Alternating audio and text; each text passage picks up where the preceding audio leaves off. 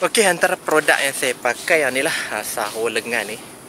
Ni produk-produk yang saya pakai lah untuk yang suka buat aktiviti outdoor ataupun yang suka keluar rumah tu, tak mau bagi tangan terbakar, boleh pakai sarung lengan ni. Sarung lengan ni boleh dapat satu set. Warna pun boleh pilih. Warna boleh pilih. Okey, dia main satu set macam ni lah.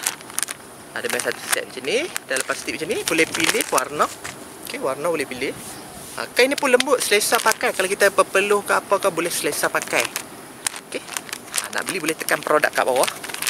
Jadi dia selesa pakai lah. Sesuai untuk yang buat kerja aktiviti outdoor tu, kerja luar, tak mau bagi kena habuk, tak mau bagi terbakar panas sangat tu, boleh pakai sarung lengan yang macam ni. Dia selesa pakai. Selesa pakai. Kain dia, kualiti kain dia selesa pakai. Dia jadi tak terbakar panas sangat waktu kita buat kerja ni. Jadi dia akan menjagalah, melindungi kulit kita daripada kesan terbakar panas tu. Okey, sunburn tu boleh pakai sarung lengan yang macam ni. Yang kedua pula saya pakai spek mata ni lah. Spek mata ni. Okey. Spek mata ni dia akan polarize lah. Dia bila terkena panas dia akan gelap lah. Jadi sesuai lah untuk buat yang buat kerja, tak mau bagi kena habuk mata tu, tak mau bagi pedih mata sangat daripada terkena UVA, UVB, UV. Jadi sesuai untuk pakai di waktu tengah panas tu, sesuai pakai. Nak beli boleh tekan di produk kat bawah. Dia ada UV 400. Dia akan melindungi mata kita daripada pedih. Kan, pada UVA, UVB boleh pakai spek mata yang macam ni lah. Okay. Warna dia punya bingkai warna pun boleh pilih. Dia bukan ada macam ni saja. Yang ni yang saya pakai ni polarize lah. Yang saya pakai ni polarize. Kalau terkena panas matahari tu dia akan bertukar. Okey. Jadi sesuai lah pakai.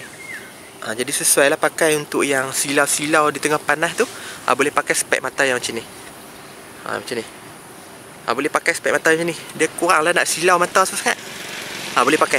Harga dia pun murah je. Boleh dapat sekali dengan kain lap cermin dan juga dia punya sarung penutup spek mata ni lah. Jadi dia akan bertukar warna lah. Bila kita terdedah kepada panas matahari tu, dia akan bertukar warna jadi gelap lah. Jadi kalau kita duduk di tempat yang cerah tu, yang tak terkena panas matahari tu, bila kita duduk di tempat yang tak terkena panas matahari tu, dia akan jadi warna yang biasa lah. Sesuai lah yang nak buat kerja-kerja aktiviti outdoor tu, tak mau bagi kena habuk, tak mau bagi panas mata tu, tak mau bagi silau mata sangat, boleh pakai. Boleh pakai. Jadi mata kita pun taklah pedih sangat. Tak pedih mata sangat. Boleh pakai. Okey dah. Jadi sesuai lah untuk pakai untuk buat kerja aktiviti outdoor tu, ataupun buat kerja di tengah panas tu, sesuai pakai spek macam ni. Kita punya mata pun tak silau sangat, tak pedih mata sangat. Okey. Macam waktu sebelah ni saya tengah tengok mesin pedal lekat belakang tu. Mesin pedal lekat tu. Mesin pedal tu lekat. Kita tengok mesin pedal lekat.